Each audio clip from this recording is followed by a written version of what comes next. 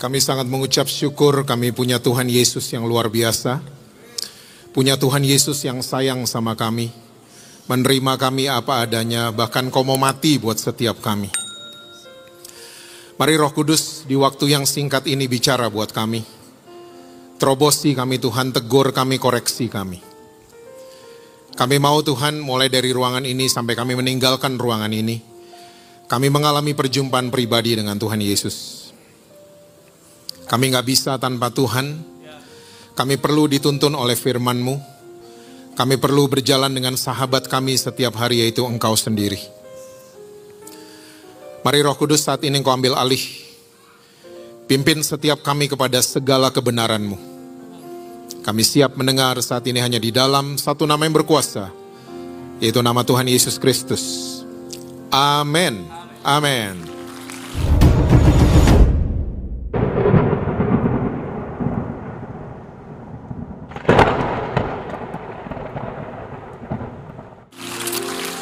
Silakan duduk saudara. Saudara mau berdiri juga boleh. Boleh tepuk tangannya di extend buat tim praise and worship kita. Especially your drummer. Shalom saudara-saudara. Apa kabar semuanya? Saya gak bisa lihat muka saudara-saudara karena lampu sorot terlalu kuat menyorot ke mata saya. Saya percaya saudara dalam keadaan yang luar biasa.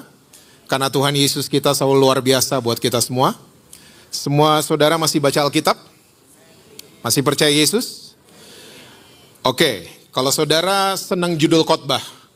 Judul khotbah saya malam hari ini adalah jaring pengaman. Bahasa Inggrisnya safety net. Mungkin kita sering dengar dana darurat sekarang. Lagi sering diomongin di sosial media. Ya, kalau dapat pendapatan, kita dapat uang, kita harus menyisihkannya untuk dana darurat. So, nanti satu hari tiba-tiba ada sesuatu dan lain sebagainya, kita masih punya safety fund, ya, atau dana darurat. Nah, pertanyaannya malam hari ini adalah, kalau kita terjatuh, kalau kita kepleset dan lain sebagainya, kita punya nggak safety net? Kita punya nggak jaring pengaman? Kalau anak kita kepleset, kita menjadi orang tua yang menyiapkan safety net nggak?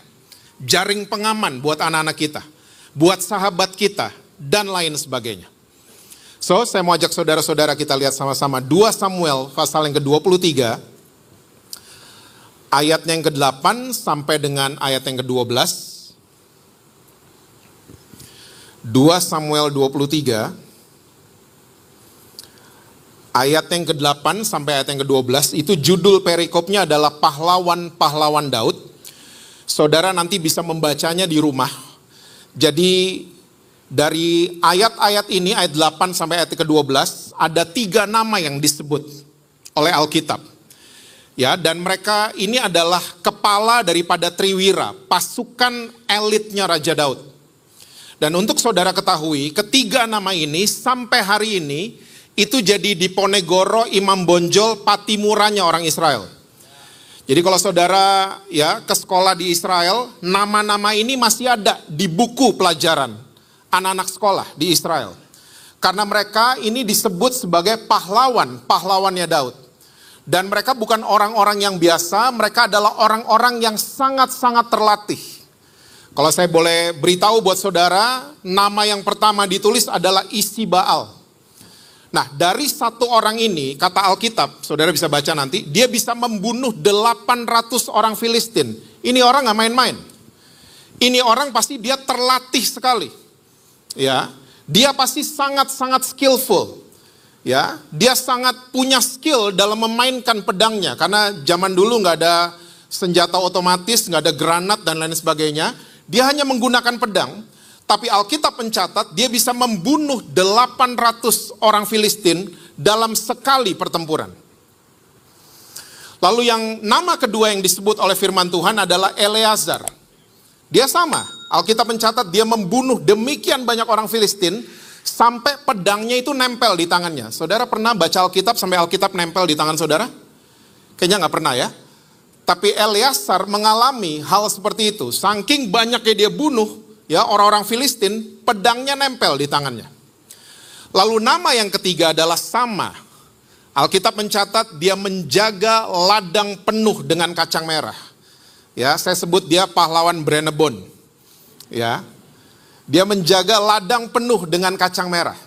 Dan dia bertahan, dia setia dengan Daud. Walaupun tentara Israel banyak yang lari, ya kabur dan lain sebagainya. Tapi dia berhasil menjaga ladang penuh dengan kacang merah. Nah, ketiga orang ini, mereka disebut dengan kepala triwira. Pasukan elitnya Raja Daud. Nah, saudara mesti tahu bahwa pahlawan itu selalu terlatih di segala medan. Betul apa betul? Nah, saya mau ajak saudara-saudara di GSJS Jakarta, jangan cuma jadi jago kandang. Jangan cuma jadi jagoan di hari Minggu. Jangan cuma jadi jagoan di jam-jam kebaktian. Tapi jadilah jagoan waktu saudara lagi di marketplace. Waktu saudara lagi di toko saudara. Waktu saudara lagi di restoran saudara. Waktu saudara lagi ketemu klien saudara. Waktu saudara lagi ya membela klien saudara sebagai lawyer dan lain sebagainya. Jadilah jagoan di sana. Jadilah terang dan garam di sana. Karena pahlawan itu sekali lagi mereka terlatih di segala medan. Di medan apapun, di musim apapun, mereka sangat-sangat terlatih. Dan ketiga orang ini bukan orang-orang biasa. Mereka adalah orang-orang yang skillful, sangat-sangat terlatih. Nah, pertanyaannya malam hari ini. Ketiga orang ini datangnya tuh dari mana? Nggak ada orang muncul langsung jadi jagoan tuh nggak ada. Batman aja, ya sebelum jadi Batman dia belajar berantem di Tibet. Oh, nggak ada yang tahu gini-ginian ya? Iya, kalau saudara fansnya DC, saudara pasti tahu. Ternyata Batman belajar berantem itu latar belakangnya Batman itu di Tibet. Dia belajar berantem di situ. Nah, sama ketiga orang ini, mereka ini datangnya dari mana? Yuk kita buka sama-sama 1 Samuel 22 ayat yang ke-1 dan ayat yang kedua. 1 Samuel 22 itu judulnya Daud di Gua Adulam. Lalu Daud pergi dari sana dan melarikan diri ke Gua Adulam. Ketika saudara-saudaranya dan seluruh keluarganya mendengar hal itu, pergilah mereka ke sana mendapatkan dia. Ayat 2, berhimpunlah juga kepadanya setiap orang yang dalam apa saudara? Kesukaran, setiap orang yang dikejar-kejar tukang piutang, dan setiap orang yang sakit hati. Maka ia menjadi pemimpin mereka, bersama-sama dengan dia ada kira-kira 400 orang. Wow. Ternyata ketiga orang pahlawan Daud tadi lulusan gua tiga-tiganya. Bukan lulusan sekolah manapun, bukan dari institusi manapun, mereka lulusan gua. Dan mereka bukan orang baik-baik ternyata. Mereka adalah orang-orang yang hidup dalam kesukaran. Mereka orang-orang yang banyak utangnya. Dan mereka adalah orang-orang yang sakit hati. Tapi Alkitab jelas mencatat bahwa mereka bersedia dipimpin oleh Raja Daud. Ya, mereka bersedia mau dirubah, mau dibentuk, mau dilatih sama Raja Daud di Gua Adulam. Dan ini bukan orang-orang yang baik-baik, saudara sekali lagi. Mereka adalah orang-orang yang terlibat banyak masalah. Dan saudara mesti tahu kesukaran, banyak utang dan sakit hati adalah 3 masalah yang sampai hari ini masih banyak terjadi di mana-mana. Di GSJS Jakarta tidak ada. Saya ketemu banyak orang hari ini hidup dalam kesukaran, sukar terkoneksi sama anak-anak, sukar terkoneksi sama orang tua. Saya ketemu di mana-mana. Orang sedang hidup dalam kesukaran, bukan ekonomi aja, bukan. Kita lagi mengalami kesukaran dalam hal koneksi. Para papa mama yang hadir malam hari ini dan yang nonton dari manapun. Kita orang tua harus belajar mengenai anak-anak kita. Karena percayalah orang tua hanya lebih berpengalaman, bukan lebih pinter dari anak-anak. Amin papa mama? Tersinggung? Hah? Kalau tersinggung kita ngopi habis ini. Sekali lagi, papa mama, kita cuman lebih pengalaman dibanding anak-anak. Bukan lebih pinter. Anak-anak kita bisa jauh lebih pinter dari kita. Dan banyak orang tua hari ini mengalami kesukaran untuk terkoneksi dengan anak-anak mereka. Demikian juga sebaliknya, banyak anak-anak sulit sekali terkoneksi sama orang tua mereka. This is true story. Sudah ada anak muda yang disuruh bunuh diri sama ChatGPT di Indonesia. Sudah ada anak muda yang pacaran dengan AI. Waktu mereka didatengin dan ditanya, ya kenapa seperti itu? Ya emang kamu nggak punya teman ngobrol? Nggak punya. Lo papa mama nggak nyambung. Makanya terakhir saya bicara di tempat ini, saya katakan dengan jelas, cari koneksi sebelum koreksi. Papa mama, jangan ketemu anak-anak cuman koreksi doang bisanya. Cari koneksi. Kita di restoran gak dapat wifi, apa yang kita buat? Kita masukin handphone kita atau kita panggil waiter? Panggil waiter, ini passwordnya bener apa enggak? Nyolot kita. Agak ngegas suara kita. Kok belaga lupa gitu mukanya? Ini bener apa enggak? Oh iya pak, depannya huruf besar ternyata. Kita effort loh untuk terkoneksi dengan wifi. Pertanyaannya, kita effort enggak terkoneksi sama anak-anak kita? Kalau enggak, kita akan terus sukar hidup kita. Kita nggak ngerti anak-anak kita seperti apa. Saya di Jakarta, udah berkali-kali saya katakan, saya merasa kayak iPhone 6. Saya berada di tengah-tengah iPhone 1 dan iPhone 17. Ngerti maksud saya? Saya sama orang tua nyambung, sama anak muda saya nyambung. Dan saya ngelihat depan mata kepala saya sendiri, dua kelompok ini nggak pernah connect. Papa mamanya datengin saya. Pastor, doain anak saya. Kenapa? TikTokan melulu.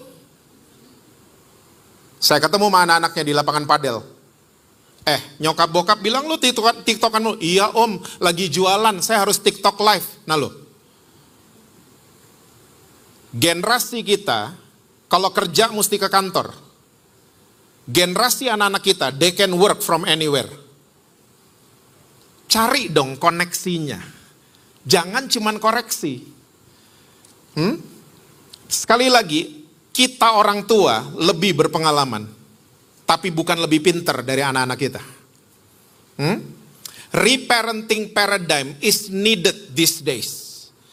Kita perlu memikirkan untuk reparenting. Ya, sorry kalau saya harus ulang, karena kita selalu punya pemandangan, ya, harus copy paste. Itu pemandangan, itu world view-nya kita. Jadi orang tua mesti copy paste. Dari saya digedein dulu, saya mau copy, mau paste ke anak-anak. Nggak bisa saudara. Saya dulu dibatukin sama papa saya lagi main, saya langsung masuk ke rumah. Anak saya lagi main, saya batuk. Saya ditanya, Dedi batuk? Saya digituin. Copy paste doesn't work anymore.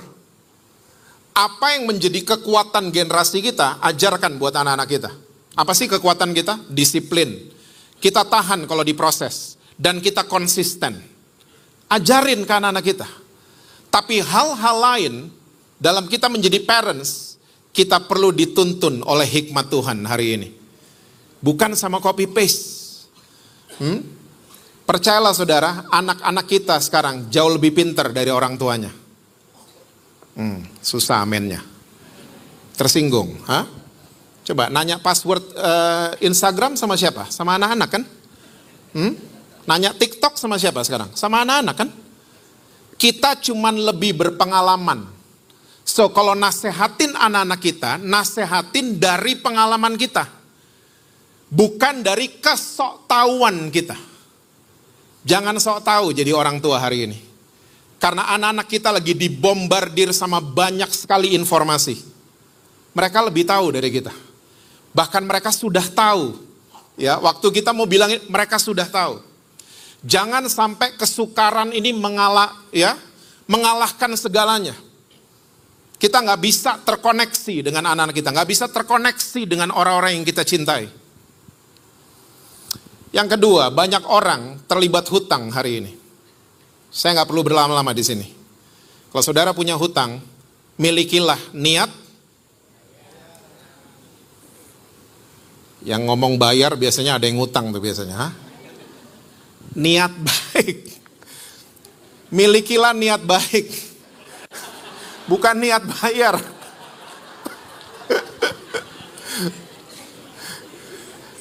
Yang ngomong bayar ngegas banget tadi suaranya. Bayar!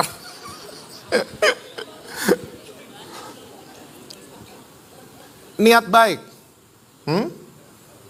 Ditelepon sama orang yang minjemin, angkat teleponnya. Di WhatsApp bales, jangan alasan WhatsApp ketelen. Apa sih WhatsApp ditelen? Hah?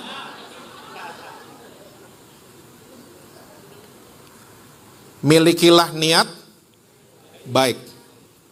Kasih tahu sama orangnya, saya akan nyicil atau gimana lah.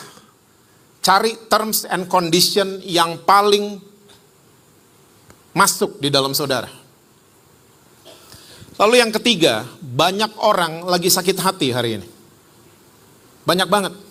Dan saudara tolong ingat baik-baik, sakit hati adalah sakit paling parah di dunia. Bukan cancer, bukan tumor. Saya udah ketemu banyak orang yang kanker, orang yang kena tumor, ternyata mereka punya sakit hati yang gak diberesin.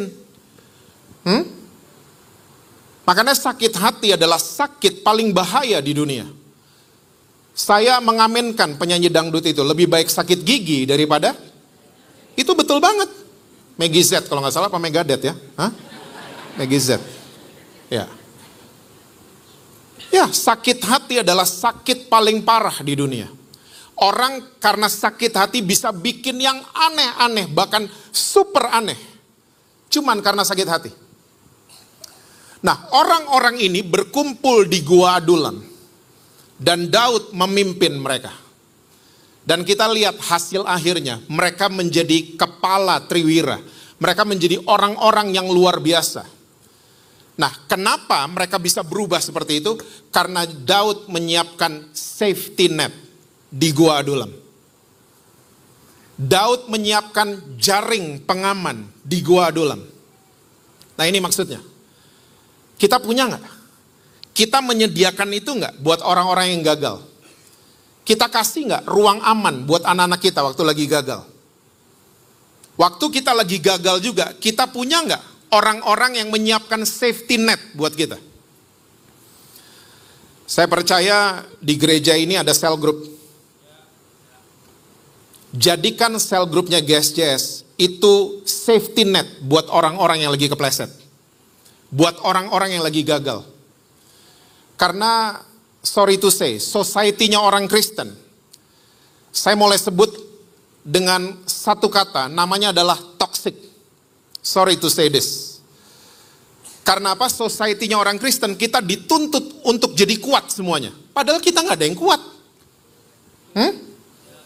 Makanya semua jadi berlomba-lomba untuk main sandiwara. Kalau lagi ngumpul sesama orang Kristen. Sorry, this is toxic loh.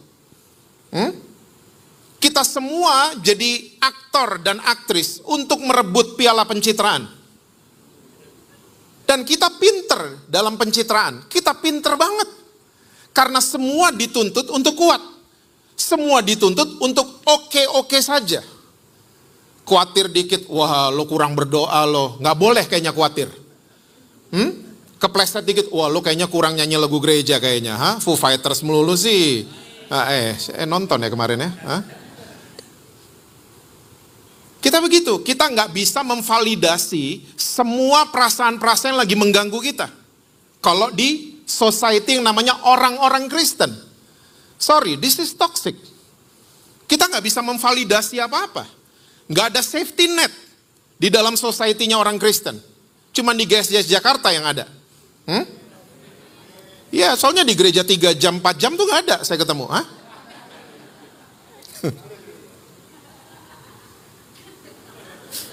Ada yang telat ketawanya. Masih 3G kayaknya.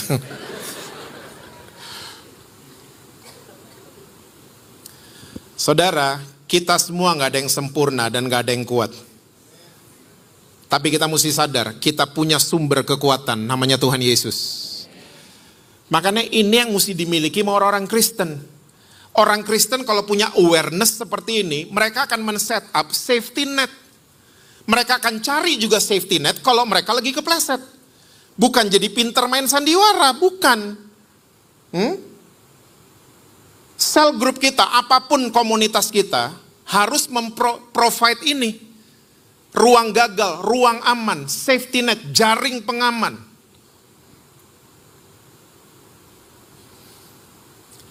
Ada 5, saya mau share buat saudara. Kayaknya kita sampai mall tutup nih kayaknya. Yang amin cuma 5, jadi ya 20 menit lagi selesai.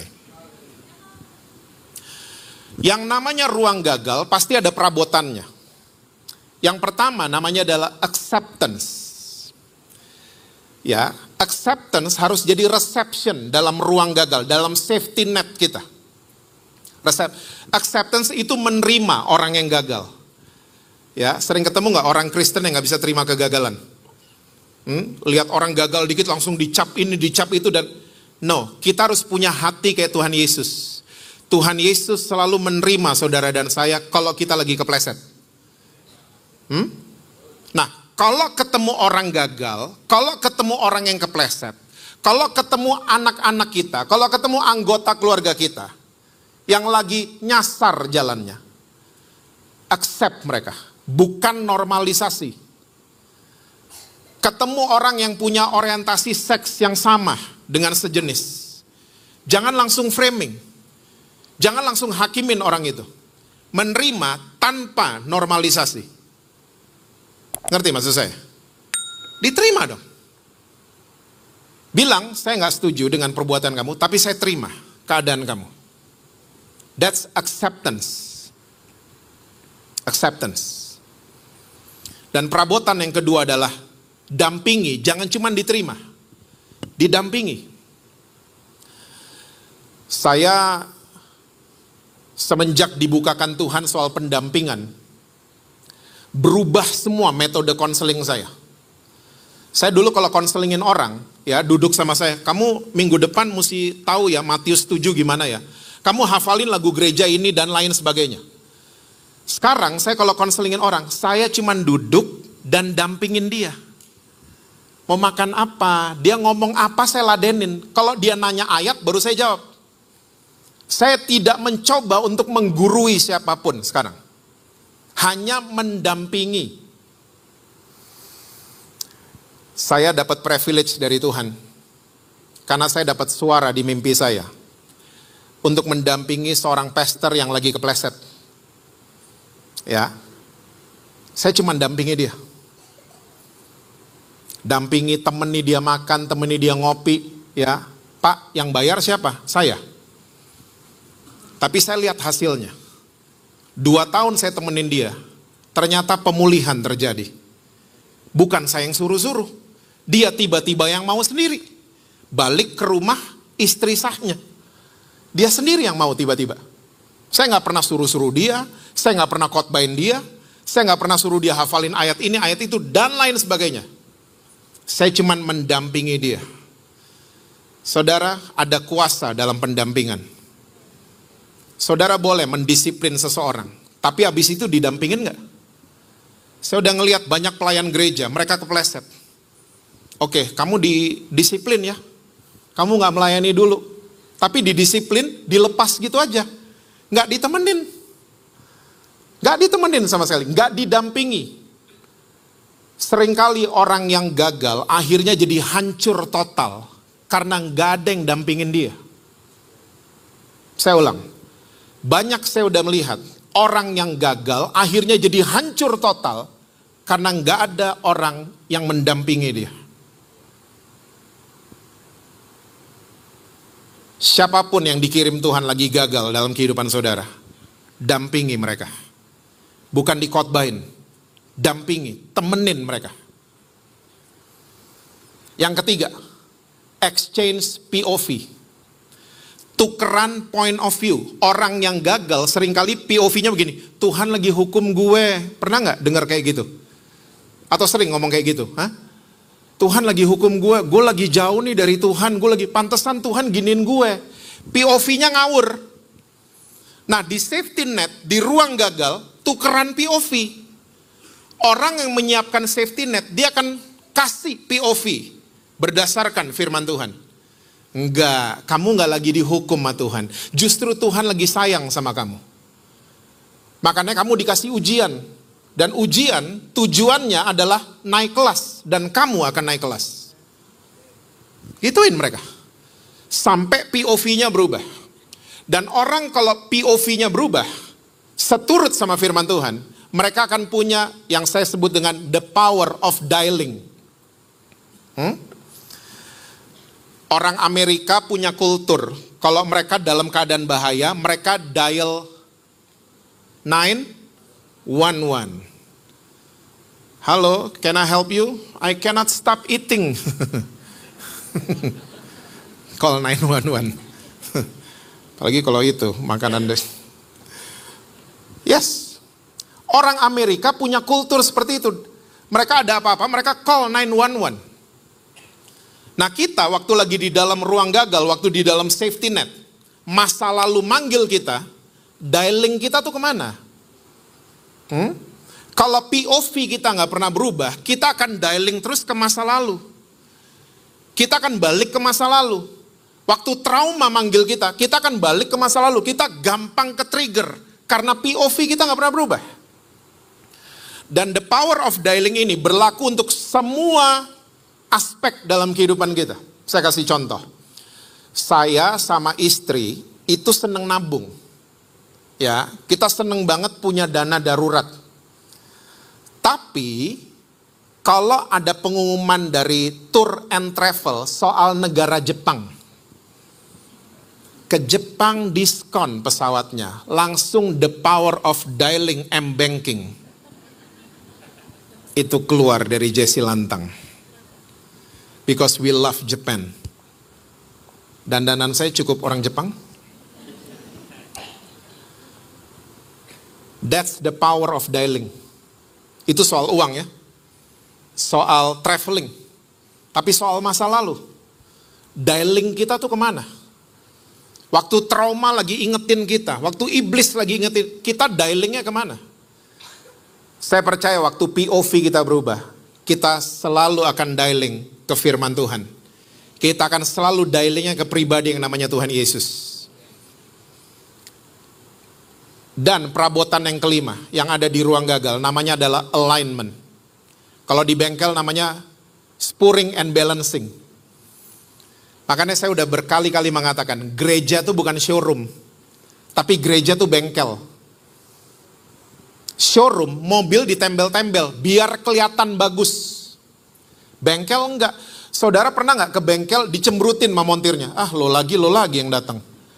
Enggak pernah. Montir selalu menyambut saudara dengan baik.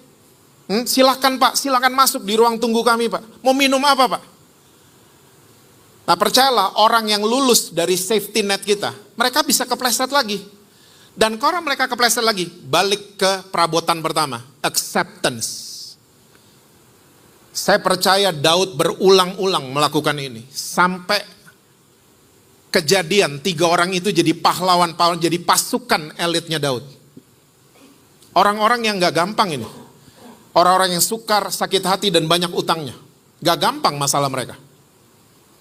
Tapi berulang-ulang safety net ini dipraktekkan sama Raja Daud. Dan saya percaya kasihnya Tuhan Yesus adalah the best safety net untuk saudara dan saya.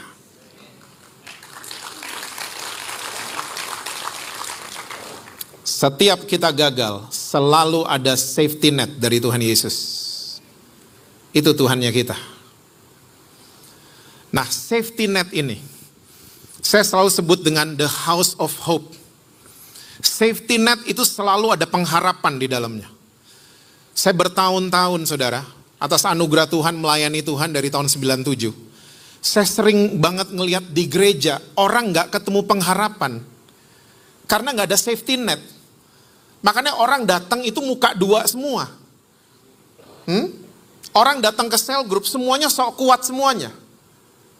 Karena mereka gak ketemu apa yang namanya pengharapan. Sama sekali gak ketemu. Coba, kita kalau ditanya soal pengharapan. Saya sering dengar bertahun-tahun dan di mana-mana. Orang kalau dengar kata pengharapan selalu berpusat untuk diri sendiri. Betul apa betul? Lagi ulang tahun, ya, sebelum tiup lilin, ya, kamu mau wish apa? Sama aja, kamu mau berharap apa? Semuanya untuk diri sendiri. Saya mau berharap gini, umur panjang, sehat, bla bla bla. Peresmian kantor kita, peresmian restoran kita. Kalau ditanya, harapannya apa? Semuanya untuk diri sendiri. Yuk kita lihat sama-sama. Ibrani 6 ayat 19 dan ayat yang ke-20. Ibrani 6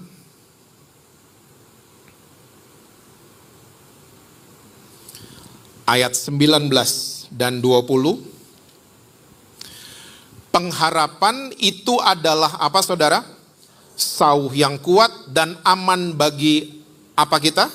Jiwa kita yang telah dilabuhkan sampai ke belakang tabir, di mana Yesus telah masuk sebagai perintis bagi kita, forerunner bahasa Inggrisnya, ketika ia menurut peraturan Melkisedek menjadi imam besar sampai selama-lamanya. Tolong ingat baik-baik saudara, kata pengharapan itu diambil dari bahasa Yunani elpis. Ya, L spasi P-E-S-E, elpis. Ingat aja Elvis Presley. Ya, elpis. Elpis punya pengertian dalam bahasa Indonesia adalah tali, rope. Makanya penulis Ibrani menulis seperti ini, pengharapan adalah sauh yang kuat. Ya, saudara tahu sauh? Jangkar. Saudara pernah ketemu jangkar pakai wifi? Saudara pernah ketemu jangkar, ya, dia wireless, kayak mic ini wireless? Ya, nggak ada jangkar yang wireless, nggak ada. Kapal waktu parkir di Tanjung Priok dan dia jangkarnya itu wireless, mungkin dia malam ini ada di Tanjung Priok, tapi besok pagi udah pindah pasti. Dia pindah ke mana, Cirebon atau kemana, bisa pindah dia, terombang-ambing. Nah, pengertian pengharapan adalah bukan untuk diri saudara dan saya. Pengharapan punya pengertian kita terkoneksi dengan rencana Tuhan. Jadi kalau ditanya, kamu harapannya apa? Saya pengen terkoneksi sama rencana Tuhan. Elpis, it's a rope, it's a sauh yang kuat. Apakah dosa bisa membatalkan rencana Allah dalam kehidupan saudara dan saya? Sama sekali tidak. Jangan mau diintimidasi sama iblis. Dosa gak bisa menggagalkan. Asal kita mau masuk di ruang gagal. Asal kita menyiapkan the safety net. Buat orang-orang yang gagal. Buat orang-orang yang berdosa. Di situ akan ketemu pengharapan yang sesungguhnya. Bahwa kita masih terkoneksi dengan rencana Tuhan. Tuhan gak pernah putusin kontrak sama saudara dan saya. Gak pernah. Cuman karena dosa. Dosa sudah dikalahkan ribuan tahun lalu di atas kayu salib. So masih ada pengharapan di dalam Tuhan Yesus. Masih ada tali itu. Banyak orang gak mau pegangan sama tali pengharapan. Karena mereka terintimidasi oleh iblis. Makanya mereka gak mau pegangan. Dan dikatakan dengan pengharapan adalah seperti sauh yang kuat. Dan dia aman bagi jiwa kita. Saya percaya beberapa saudara sudah nonton film animasi yang judulnya Inside Out. Pernah nonton? Saudara kayaknya gak tahu apa-apa deh tadi ya. Hah? I'm kidding. Inside Out adalah film animasi yang buat saya, memberkati saya banget. Karena film ini berbicara banyak tentang jiwa manusia. Banyak sekali. Dan seringkali waktu jiwa kita terganggu, nah ini dia. Anxiety, worry, ya, fear, itu mesti dimasukin di toples semuanya.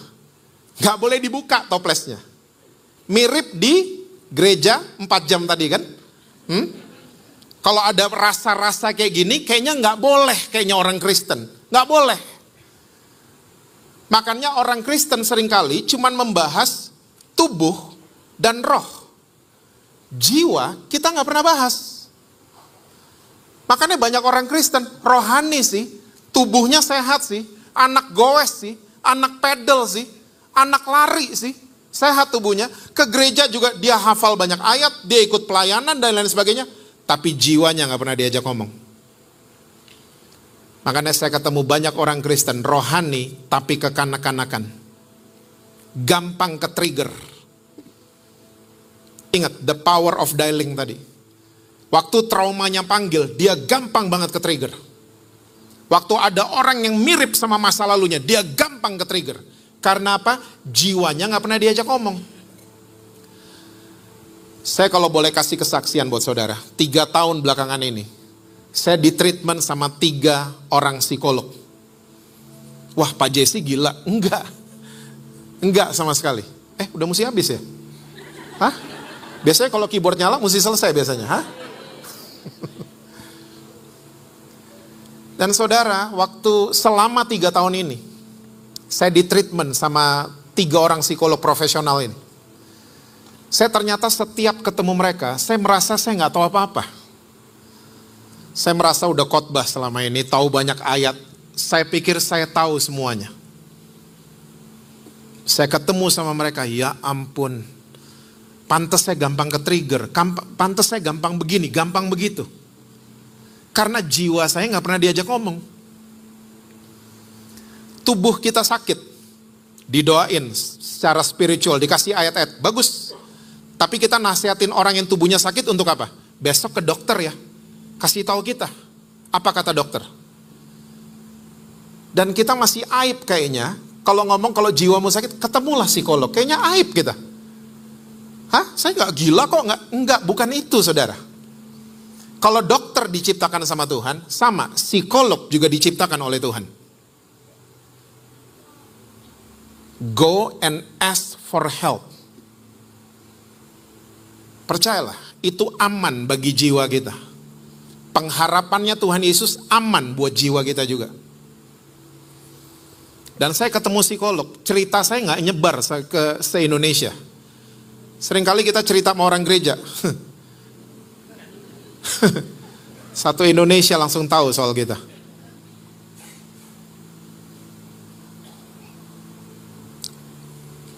Your mental health sama importantnya seperti your spiritual health.